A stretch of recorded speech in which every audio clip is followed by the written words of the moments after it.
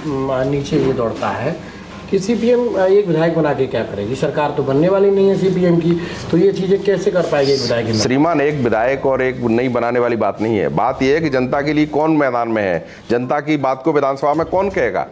1,07,000 परिवारों को हटाया जा रहा है, 5,48,000 आबादी को विस्थापित किया जाएगा, और उसमें भी सरकार ने ये जो बजट प्रस्तुत किया है उसमें कहा है कि सड़क के दोनों तरफ 500-500 मीटर इंडस्ट्रियल कॉरिडोर बनाया जाएगा।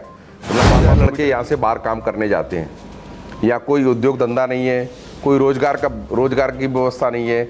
और दुखद बात तब होती है जब वो वहाँ पर एक्सीडेंट्स में या दुर्घटना का शिकार हो जाते हैं काम करते समय।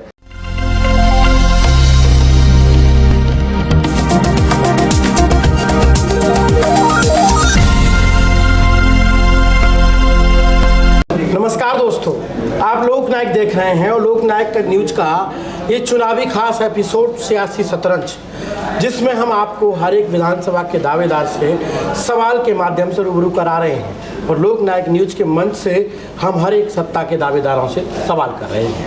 आज हमारे सवाली सियासी शतरंज के मेहमान हैं अशोक तिवारी जी, जो सबलगढ़ विधानसभा से दावेदारी भी कर रहे हैं और लगातार सक्रिय भी हो रहे हैं। लेकिन भारतीय जनता पार्टी या कांग्रेस या बसपा, और चौथी पार्टी की मजबूत दावेदारी है उनकी सीपीएम से अशोक तिवारी जी की। सीपीएम के जमीनी नेता रहे हैं, कैलाश से नगर पालिका अध्यक्ष भी रहे हैं, और लगातार विधानसभा सबलगढ़ में भी उन्होंने चुनाव लड़ा, अच्छे मत आए उनके, कुछ मतों से सेकंड नंबर पर रहे, नहीं विधायक बनते बनते आज दोबारा से फिर सबलगढ़ से दावेदारी कर रहे हैं। तो सर, पहले तो आपका बहुत बहुत स्वागत है लोकनायक के। Thank you sir. सबलगढ़ विधानसभा को आप किस तरह देखते हैं, क्योंकि भारतीय जनता पार्टी लगातार वहाँ राज करती चली आ रही है, तो कभी कांग्रेस के पाले में बीएसपी भी एक बार आ चुकी है, सीपीएम लगातार संघर्ष कर रही है, तो क्या देखते हैं 2023 के इलेक्शन में आप अपनी तैयारी को? नहीं, जहाँ तक विधानसभा चुनाव का मकसद है या मतलब है, तो हमारा ये कहना है कि उसमें जो प्रदेश की जो स्थिति है उससे अपने को शुरू करना चाहिए। तो आज हमारे मध्य प्रदेश की स्थिति बहुत खस्ता हाल है। आज 3,23,000 करोड़ का कर्जा है। प्रति महीने सरकार को वेतन बांटने के लिए भी बाजार से कर्जा लेना पड़ रहा है। 800 से 1,000 करोड़ रुपये कर्जा लिया जा रहा है। प्रदेश की माली हालत बहुत ख़राब है, आर्थिक स्थिति बहुत ख़राब है। जहाँ तक आप जिन प्रश्नों पर बात कर रहे थे, मैं लोकल पर थोड़ा 1 मिनट बाद आना चाहूँगा। तो आप बात कर रहे थे जनता की समस्याओं पर, जनता के मुद्दों पर, शिक्षा पर, स्वास्थ्य पर, अन्य समस्याओं पर। अभी हमारे मुख्यमंत्री जी कहते हैं कि हमने सीएम राज स्कूल खोले हुए हैं। हम आगे आने वाले 10 वर्षों में 10,000 सीएम राज स्कूल खोलेंगे, लगभग 10,000। लेकिन हमारे मध्य प्रदेश में 1,22,000 स्कूल थे जिनमें ग्रामीण क्षेत्रों में बच्चे पढ़ते थे और शिक्षा का लोकव्यापीकरण करने की बात की गई थी। लेकिन आज वो स्कूल बंद होते हुए, मर्जर होते हुए 93,000 पर आ गए हैं। इतनी कम संख्या होती जा रही है स्कूलों की, बच्चे कहाँ पढ़ेंगे, इसकी चिंता नहीं है। एक भी सीएम राइज अभी उस तरह से मतलब बिल्डिंग बन करके और पूरी तरह से तैयार नहीं हुआ है। अभी भी बच्चे घूम रहे हैं, उनके लिए पढ़ने की कोई व्यवस्था नहीं है। और हालत ये हो गई है कि जिनके पास व्यवस्था है वही पढ़ सकते हैं, बाकी तो गरीबों के बच्चे पढ़ ही नहीं सकते। स्वास्थ्य की भी यही हालत है। रोजगार की हालत ये है कि हमारे सबलगढ़ की अगर हम बात करें तो एक आंकड़ा है जो एक सर्वे हुआ है, हालांकि वो सर्वे कम है, 22,000 लड़के यहाँ से बाहर काम करने जाते हैं, या कोई उद्योग धंधा नहीं है, कोई रोजगार की व्यवस्था नहीं है। और दुखद बात तब होती है जब वो वहाँ पर एक्सीडेंट्स में या दुर्घटना का शिकार हो जाते हैं काम करते समय, तब उनकी डेड बॉडियाँ भी उनके घर तक नहीं आ पाती हैं। कई गाँव में हम जाते हैं तो वहाँ पर केवल बुजुर्ग होते हैं और महिलाएँ होती हैं, नौजवान नहीं होते हैं। लोग कहते हैं सब लोग बाहर काम पर गए हैं, यहाँ पर कोई काम ही नहीं है। ये हालत है यहाँ पर, तो इस सब को हमको समझना चाहिए। दूसरी बात ये है कि जो सरकार ने जिस तरह से अटल प्रोग्रेस की बात की है, पहले चंबल प्रोग्रेस के नाम पर चंबल के बेहड़ से सड़क निकाली जा रही थी, अब वो बेहड़ से ऊपर जनता के बीच से सड़क निकाली जा रही है। वैसे ही मध्य प्रदेश मुरैना जिले में और चंबल संभाग में ज़मीन का रकबा कम है, जिसको एग्रीकल्चर लैंड अपन कहते हैं, मतलब कृषि भूमि का रकबा कम है। अभी 1,07,000 परिवारों को हटाया जा रहा है, 5,48,000 आबादी को विस्थापित किया जाएगा। और उसमें भी सरकार ने ये जो बजट प्रस्तुत किया है उसमें कहा है कि सड़क के दोनों तरफ 500-500 मीटर इंडस्ट्रियल कॉरिडोर बनाया जाएगा। मतलब 500-500 मीटर ज़मीन और जाएगी सड़क के दोनों तरफ, और उसके बाद 5-5 किलोमीटर का बफर जोन रहेगा। तब फिर जनता कहाँ रहेगी, क्या करेगी, क्या खाएगी? उद्योग धंधे है नहीं, रोज़गार का कोई बंदोबस्त नहीं है, और जो थोड़ी बहुत खेती है जिस पर लोग अपना गुजारा कर रहे हैं वो भी सब छीन ली जाएगी। और उसमें भी सब आज तक मुख्यमंत्री जी ने ये नहीं कहा है कि हम किस तरह से किसानों को मुआवजा देंगे। जो दूसरे जो एक्सप्रेस हाईवे बने हैं उनका जो रिकॉर्ड आ रहा है उसमें मध्य प्रदेश में जो मुआवजा दिया गया है वो सरकारी रेट से दुगना दिया गया है, जबकि कानून ये कहता है, जो लैंड एक्विजिशन एक्ट है, जो भूमि अधिग्रहण कानून है, कि जो ज़मीन ली जा रही है उस पर बाजार मूल्य से 5 गुना मुआवजा होना चाहिए। कई राज्यों में, मैं इस बात को बहुत गर्व के साथ कहना पड़ रहा हूँ कि CPM गवर्न जो गवर्नमेंट है केरला में, वहाँ पर 7 करोड़ रुपए पृथ्वी का मुआवजा किसानों को दिया गया है। हमारी सरकार 2 लाख रुपए 2.5 लाख रुपए मुआवजा दे करके किसानों से ये कहना चाहती है कि हम आपको मुआवजा दे रहे हैं, जबकि मार्केट रेट 15 लाख 20 लाख रुपए बीघा है। चंबल में ज़मीन की बहुत कीमत है।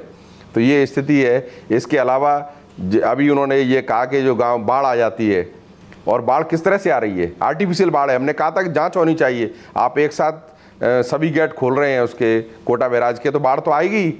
और इस साल बाढ़ क्यों नहीं आई है? जब हम लोगों ने इसको कहा कि अधिकारियों के खिलाफ कार्रवाई होनी चाहिए जो चंबल में पानी छोड़ते हैं, इस तरह कैसे पानी छोड़ दिया आपने? वो कह रहा 88 गांवों को हटाया जाएगा। कुल मिलाकर के चंबल के किनारे जो गांव बसे हुए हैं उनको हटा करके उस ज़मीन को कॉरपोरेट्स को देना चाहती है। माननीय मुख्यमंत्री जी ने ये कहा है कि जहाँ भी कम कॉरपोरेट्स या उद्योगपति जहाँ उंगली रख देंगे वो ज़मीन उनको दे दी जाएगी।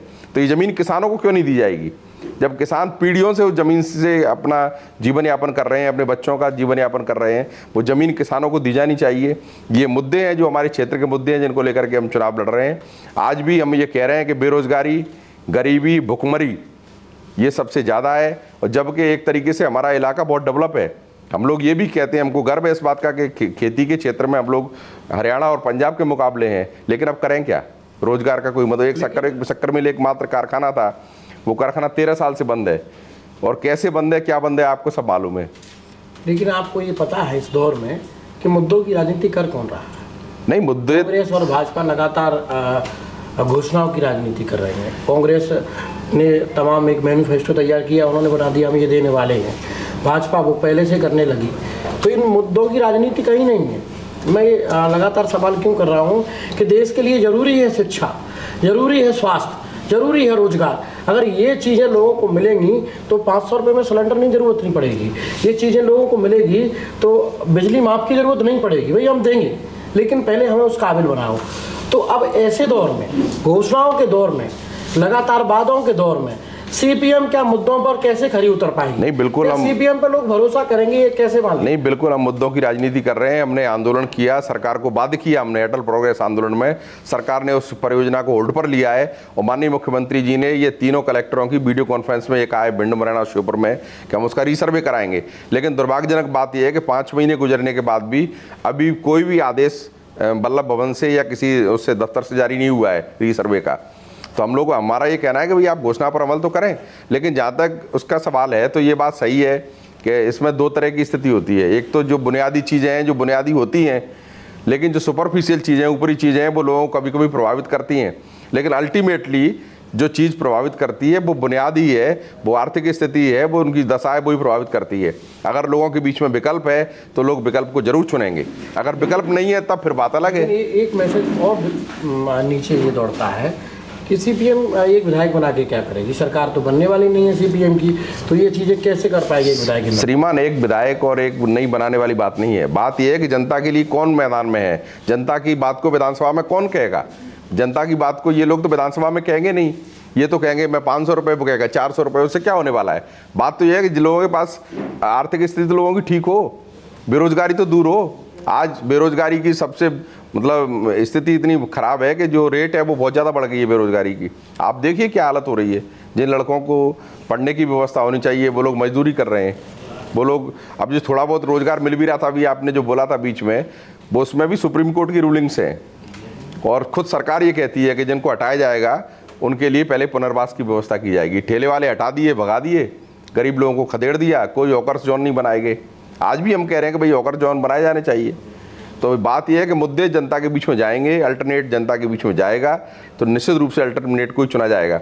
झूठ का विकल्प, सत्य का विकल्प झूठ नहीं होता है, न्याय का विकल्प अन्याय नहीं होता है। तो जो विकल्प है वही विकल्प होता है। बेईमानी का, ईमानदारी का विकल्प बेईमानी नहीं होता है। तो आप आज तो स्थिति ये है कि वो दौर चला गया, लेकिन वो दौर तो दौर था ना जब लोग जनता के लिए काम करते थे। अब तो लोग इसलिए काम कर रहे हैं कि भाई एक बार मुझे ये पद मिल जाए, मैं इसको सुशोभित करूं और अपनी गृहस्थी को बना लूं। जो लोग मुझे इस बात को कहने में थोड़ा सा मतलब बुरा भी महसूस हो रहा है, लेकिन इस बात को मैं कह रहा हूँ कि जिन लोगों के पास कुछ नहीं था, वो लोग एक बार विधायक बन गए, मंत्री बन गए, सांसद बन गए, अरबपति हो गए, उनसे कौन पूछेगा कि ये पैसा आपके पास कहाँ से आया?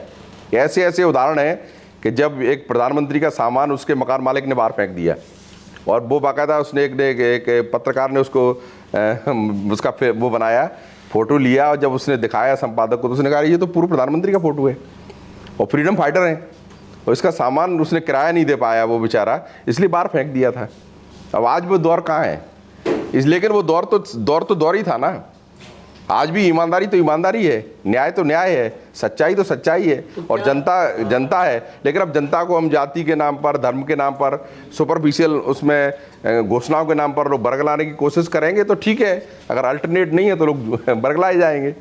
लेकिन हम तो अल्टरनेट प्रस्तुत करने की कोशिश कर रहे हैं सर, और सच का विकल्प झूठ नहीं हो सकता है।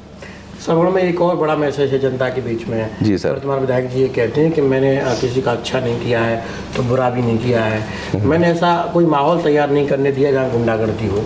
इसको लेकर क्या कहेंगे? अगर अकर्मण्यता ही, अगर कुछ नहीं करना ही अगर अच्छा है तो फिर इससे अच्छा काम क्या है यार? आपसे सोइए और कहिए भाई मैंने किसी का भला भी नहीं किया तो किसी का बुरा भी नहीं किया, अब इसका मैं क्या करूँ भाई। और जहाँ तक विकल्प की बात है तो मैं एक आखिरी बात आपको कहना चाहता हूँ कि देश में भी विकल्प तैयार हो रहा है। जो इंडिया नाम का जो गठबंधन बना है वो अल्टरनेट है। जो इन सरकार की नीतियों का, जो सरकार की गलत नीतियाँ हैं, नव उदारवादी नीतियाँ हैं जिससे देश तबाह हो रहा है, उसका विकल्प है। तो विकल्प है सर। लेकिन इंडिया नाम से गठबंधन से पहले आपको पता है 2 दिन बाद शस्त्र आने वाला है, जिसमें वन नेशन वन इलेक्शन की बात होने वाली है। इससे कहाँ तक है? नहीं, अभी तो कोई उन्होंने एजेंडा ही नहीं दिया ना। अभी तक तो ये पहली बार देश में हो रहा है कि संसद का सत्र बुलाया जा रहा है और एजेंडा नहीं है। क्या काय के लिए है इतना सस्पेंस क्यों? ये पार्लियामेंट्री डेमोक्रेसी है सर, ये जिस संविधान से चलती है उसमें लिखा हुआ है कि ये मतलब ये पब्लिक रिपब्लिकन है। तो इसके बारे में आप क्या करना चाहते हैं? सस्पेंस क्यों रखना चाहते हैं? आप क्यों नहीं बताना चाहते, जिनको जनता ने चुना है उन सांसदों को आप क्यों नहीं बताना चाहते कि हम इस एजेंडे पर चर्चा करेंगे? हम भी तो तैयारी करके, हमारे लोग भी तो, जो जनता के लोग हैं वो भी तो तैयारी करके जाएंगे। आप सस्पेंस क्यों रखना चाहते हैं? अब ये पता नहीं काय पे करेंगे वो, वन नेशन वन इलेक्शन पे करेंगे, या उसका संसद भवन जो नया बनाया है, जो पानी भर रहा था उसमें पिछला सत्र नहीं हो पाया था, तो अब उसके लिए उसका फीता काटेंगे, पता नहीं क्या करेंगे, वो ही बताएंगे। चलिए, जोरा की जनता के लिए अंतिम सवाल के तौर पर आप क्या संदेश देना चाहेंगे? संवलगढ़ की जनता के लिए मेरा निवेदन ये है, पहली बात तो ये है कि वहाँ पर उद्योग धंधे खोले जाने चाहिए, नंबर 1। नंबर 2, उसको जिला बनाया जाना चाहिए।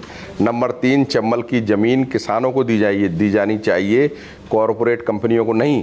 पहले सरकार ने 50,000 बीघा ज़मीन के 5 कंपनियों को पट्टे दिए थे, तब भी हम लोगों ने आंदोलन करके उन पट्टों को रद्द करवाया था। आपको सब मालूम है, हमने, किसानों ने कब्जा भी नहीं होने दिया था वहाँ पर, और पट्टे आखिर में शासन को रद्द करने पड़े, तो वो पट्टे किसानों को मिलने चाहिए। पढ़ाई की व्यवस्था दुरुस्त होनी चाहिए, दूरस्थ इलाकों में सड़कें होनी चाहिए। अभी गुर्र के लोग हमारे ये मांग कर रहे हैं, मैं खुद वहाँ पर गया हूँ, मित्र पैदल नहीं जा पा रहा था मैं उस गाँव में, और चंबल के किनारे गाँव में 400 घर हैं, 400-500 घर हैं, उसमें पैदल जाने को रास्ता नहीं है। वो हमने तो दिखाया। हाँ, आपने दिखाया था, तभी तो आपको याद दिला रहा हूँ कि आपने जिस चीज़ को हाईलाइट किया था, तो कम से कम सड़क की जो बेसिक चीज़ें हैं वो तो होनी चाहिए। संवलगढ़ जैसी जगह पर पीने के पानी की व्यवस्था नहीं है, सड़क की व्यवस्था नहीं है, आवास की बहुत लड़ के संघर्ष करके हमने 400 लोगों के लिए नगर पालिका क्षेत्र में आवास कराए हैं। 1200 आवासों की सूची उन्होंने निरस्त कर दी। क्यों निरस्त की, कैसे निरस्त की? जिनकी सूची निरस्त हुई उनको सूचित क्यों नहीं किया? ये मुद्दे हैं सर, इनके आधार पर हम मतलब चुनाव में उतरना चाहते हैं, और लोगों से भी हमें कहना चाहते हैं कि आप मतलब विकल्प को चुनिए, और ये जो जिस तरह की राजनीति है उस तरह की राजनीति को परास्त कीजिए। जाति, धर्म, संप्रदाय, धनबल के आधार पर जो राजनीति की जा रही है वो गलत है। राजनीति जनसेवा का माध्यम है, विकास का माध्यम है, उस तरफ आप, जनता से हमारी अपील है कि उस तरफ अपना मत करें। चलिए, ये थे हमारे साथ सीपीएम के नेता अशोक तिवारी जी, जो कह रहे हैं कि सीपीएम केवल मुद्दों की राजनीति करती है। देश में घोषणाओं की राजनीति जारी है, जाति और धर्म की राजनीति जारी है, लेकिन उनका कहना है कि सीपीएम मुद्दों के साथ आने वाली है, और जनता से भी यही अपील है कि मुद्दों को चुनिए।